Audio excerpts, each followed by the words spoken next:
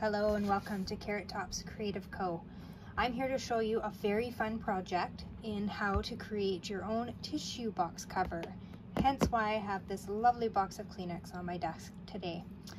You will need a square box of this size. I've used a no-name brand from Superstore, so you'll probably recognize the label and the barcode and all that fun stuff. You'll be able to use the Kleenex brand square tissue box as well. I've put the dimensions in the description of the video of exactly what sizing you need of the box in order to create this.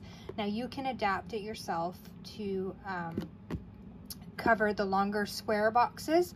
I don't know those dimensions off by hand. It would take me a while to sit down and figure it out, but I'm going to show you today how to create the square one that goes over this size box. Turn it the right way here. So you've seen the pictures on my Facebook post and in the blog above. So I'm going to show you how to create this. Now I've chosen to decorate mine with a quote and a couple pictures of my fur babies, and then I've just left the backing blank because it sits against the wall on my craft desk, so you don't need to have anything on the back if you don't want, and if you do, well then that's your choice. You can decorate it how you like. So it's just, as you can see on the inside, a nice little box cover, and I'm going to show you how to create all the pieces that you need in order to create your own. So I'll just slide that to the side. And so for this one, I chose, I'll turn it all the way around here, I've chose mint macaron as my cardstock base because it went with the paper that I chose. And now this is a celebration paper called Daffodil Afternoon, currently going right now till the end of February. So if you have this paper in stock, definitely use it up, and it can decorate your desk and make it nice and flowery. But for our demonstration here today, I have chosen to use the Pattern Party DSP paper from the Hostess Pack jumbo pack of paper in the annual catalog, and I've chosen Coastal Cabana cardstock to go with that. Now I know they're not the exact same color, but they're in the same colorish family. So this has got Pool Party in the designer series paper, but I think it looks really nice and fun the way it's done here. So you are going to need some tear tape. So tear and tape is this tape here. You will need your Stampin' Seal.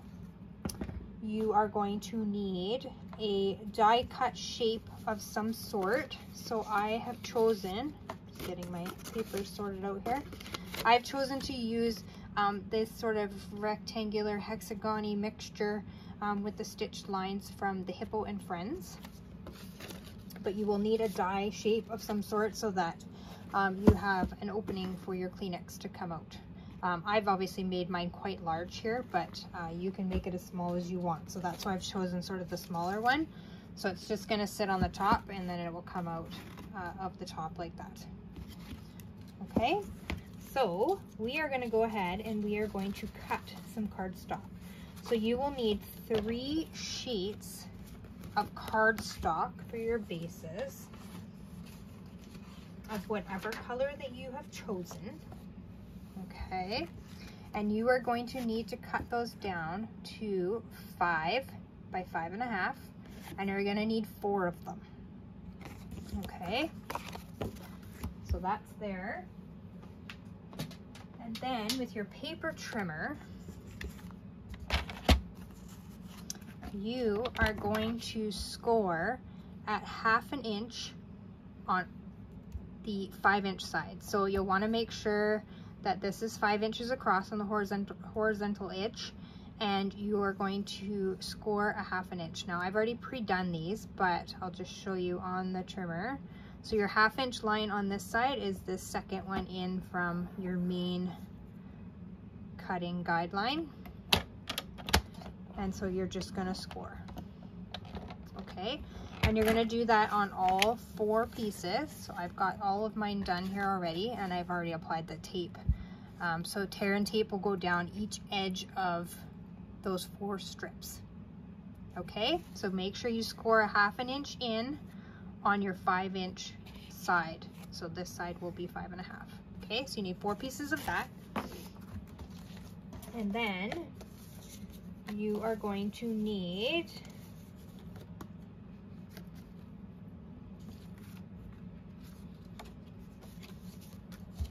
a piece that is 5.5 by 5.5.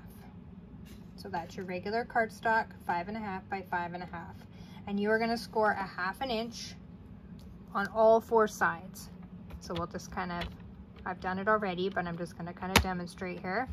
So 1/2 inch there, turn it, put it back in your trimmer, 1/2 inch there. Mine locks every now and again. Turn it, 1/2 inch there, and 1 more turn. You will not have these post-it notes on there for yours, and a 1/2 inch there. So we've got it scored in 1/2 inch on all 4 sides. You're going to have that when you're done. And then you're going to take your paper snips and you are going to cut in right up to your score line. So if I hold it close, you'll be able to see, hopefully. Come on, camera. Get the camera to focus there. Okay, you can see here, I've just snipped it in. So I've done that all the way around. Turn it, and I've snipped it there, and I've snipped it here. And then I've attached my tear tape on those little flaps that I created. Okay, and then we're gonna come back to this hole in just 1 second. You are also going to need a piece that is 4.5 by 4.5. No scoring involved on this, and this is going to be your die cut area. So just pretend that hole isn't there for right now. And then you are going to take your designer series paper, so whatever that is, and you are going to make yourself 4 pieces that are 4.25 by 5.25. Those are going to act as your side panels. So these squares here, that's what that is going to be on your final one. Okay, and then so you need 4 of those at 4.25 by 5.25. Okay, and then you are going to have one last piece. So pretend this is a full sheet that is 4.25 by 4.25 square. Okay, now what is going to happen is we are going to build this now. So let's get this out of the way. So we've already created our box top. So you can go ahead and bend in all your score lines. And if you haven't already, just snip in those little corners on both sides and apply some tear tape.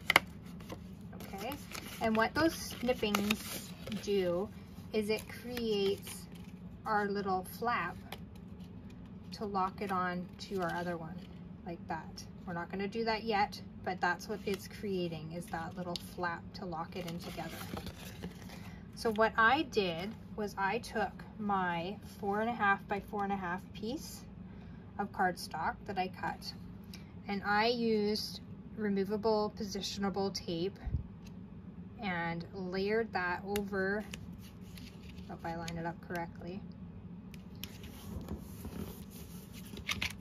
I layered that over top of the square that's created in the top here. So we're pretending that these are all full sheets of cardstock here. And then I took my designer series paper layer that is 4.25 by 4.25, and I layered that on top as well. Looks like mine moved as I cut it, but so in the final design, this is going to sit on your top like this one, and it's going to create your patterned paper and where your Kleenex is going to pull out. So the easiest way to do this is to layer these together with removable tape so that they're not all stuck together permanently. Pick your die shape and run it through your die cutting machine all at once. Now you'll have to turn it back and forth probably 2 or 3 times. I had to do mine 3 in order to get through all of the layers of cardstock that you've got here, but it can be done. Okay, so then when you have that, you're cut right down to the main layer, which is what you want. So then we will go ahead and we will apply these layers together.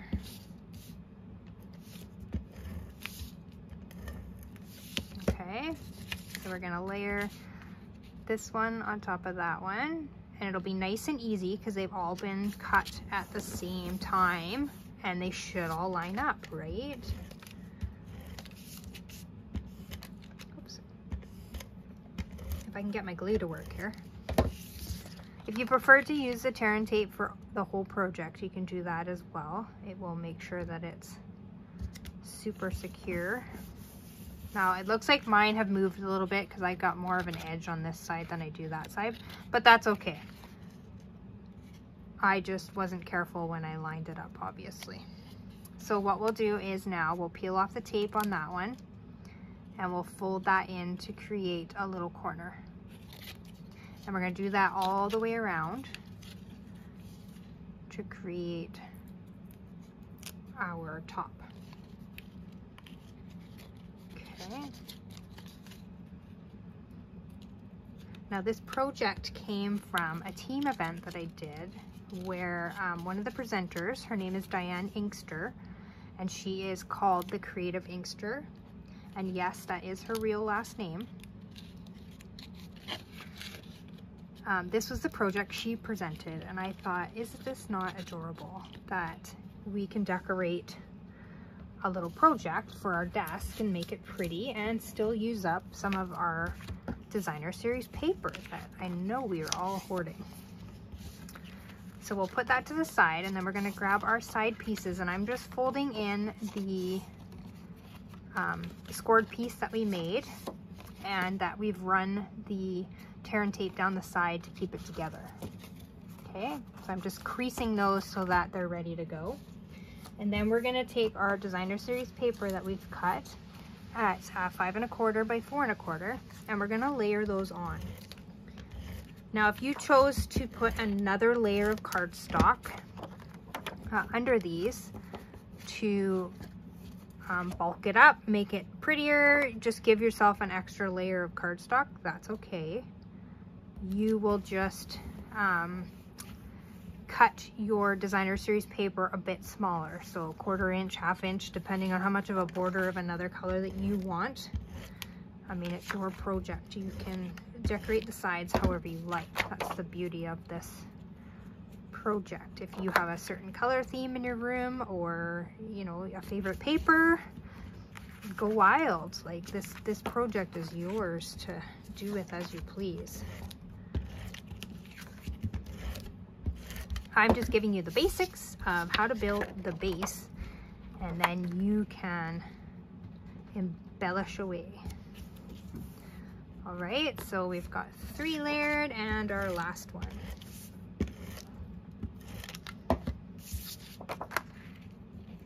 Oops. Make sure I get it on there straight. Okay, and so I found the easiest way was to just leave this laying on the table, and then I pulled up my tear and tape, and I took not the scored edge but the flat edge, and I just lined it up against that crease. And because we sort of bent that, it's kind of got a defined line that you can use to match it up. So it's just going to bend right there and make our corner. Okay, hopefully that made sense. And again, I just laid it down flat, and I did this with all 4 sides. Oops, my tear and tape ripped off funny there. And then I just line that up at the seam and at the bottom, and then I stuck it down. Now you only have 1 shot with this tear and tape, so you have to be pretty bang on. So you can't see it on camera, but what I do is I kind of hover it over that line and make sure that I am lined up before I actually stick it down. So I'm kind of just holding it above, sort of, I'll try and do this in the air, holding it above, making sure that I'm lined up with the crease, and then I actually stick it down. So hopefully that helped and with the explanation there. And then I'm just sticking it down. Okay, so we've got kind of like a little booklet going on here, but what's going to happen is we'll take our bone folder, and you want to make some crisp lines. Obviously this is a box and you want to have it box shape form, if you know what I mean. And then I'm just going to bend this one in. So then we're going to go and just make sure I'm just kind of dry fitting here before I pull off that last piece of tape that it's going to fit. So then this is going to go on the inside of here. And it looks like we've got a square shape going on. With the tape, it'll bring it in where it's kind of bulging out, but it looks pretty square to me. So what I did was I took my tear and tape and I ran it right along the top. Or if you're more comfortable doing it at the other side, you can. But you want it on one full edge of your project here.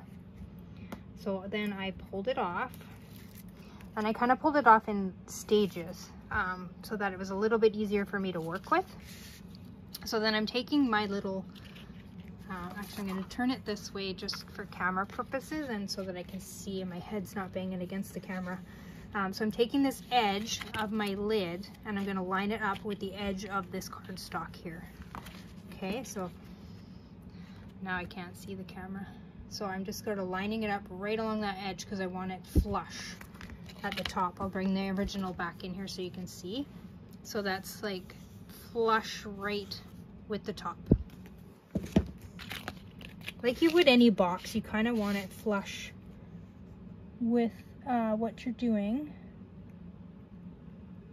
So I'm just kind of dry fitting it right into that seam. So this seam right here, I dry fitted it into that seam first, and then I laid it down in the rest. So you can see that I've got it right flush with the edge. And then I'm gonna pull this back to just after my seam here, and I'm gonna do the same. I'm kind of just rotating it around, kind of hover it above before you actually stick it down, because like I said, you got one shot with this tape and one shot only. Pull that lining back and do the same. Just kind of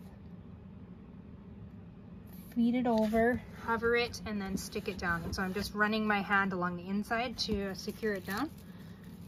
And then we're on our last little thing here. So I'm gonna bend this in, and I'm actually gonna give it a good crease with my bone folder. And I'm gonna pull this up too, because I want that little piece to be stuck into there as well. So it's just going to tuck right under that corner.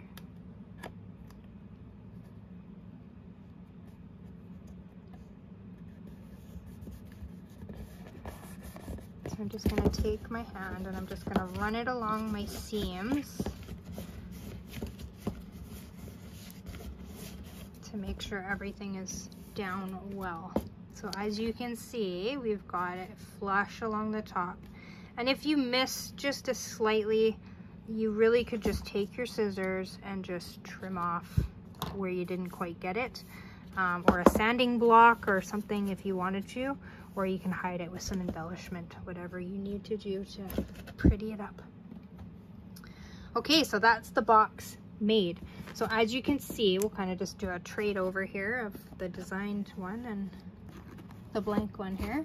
And so as you can see, that will cover your Kleenex box. Now it does have a bit of room, which is good, so that it's not flush against your top, and the Kleenex will come out better. So, but you can see that it's completely covered, it's completely square, and it's ready now to be decorated.